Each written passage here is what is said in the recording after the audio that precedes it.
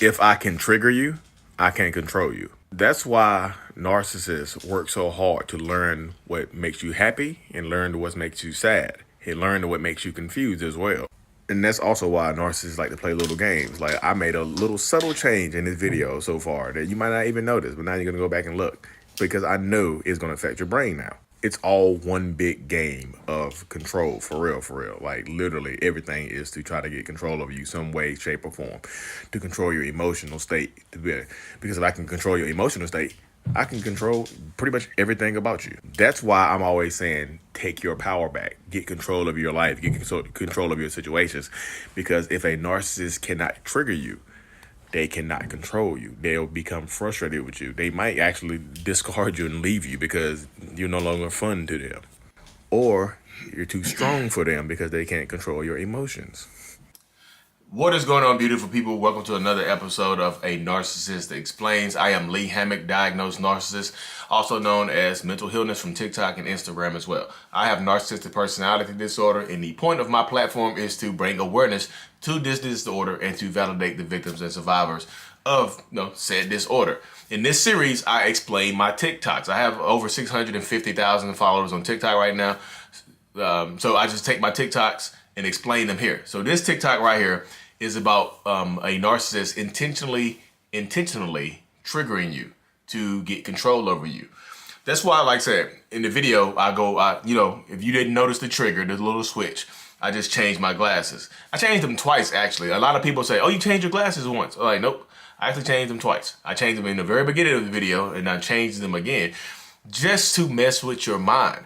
A lot of times, narcissists will literally play small games like that. Literally, y'all, just to mess with your mind.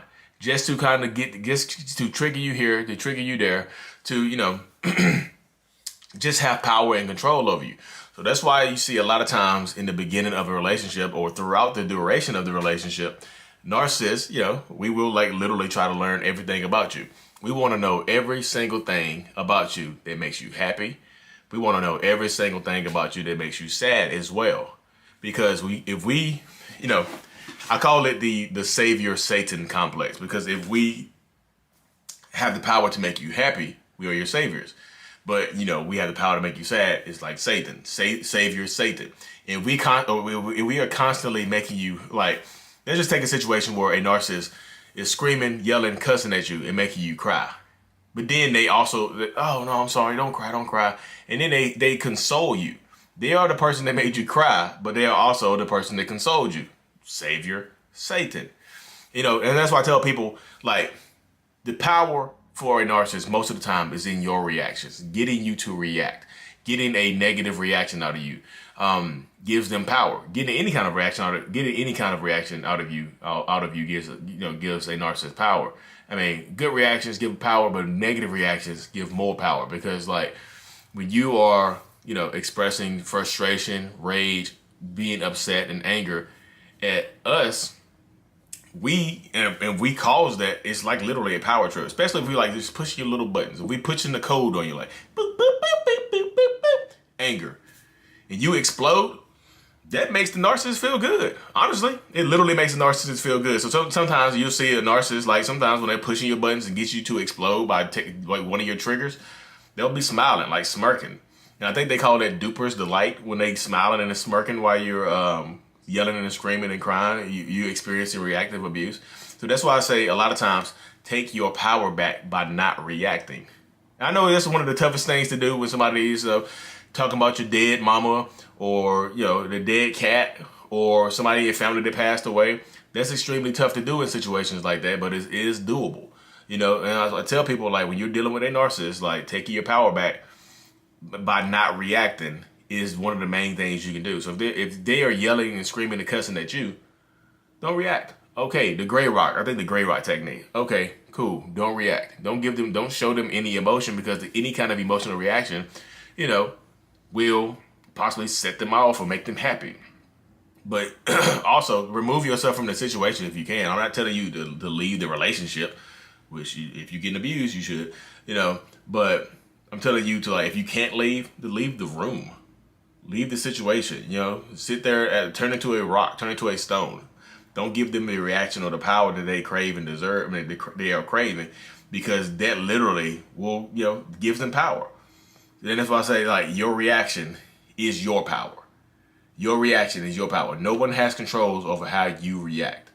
And, a lot of times, even in like situations, like even in professional sports situations, they always get the second person.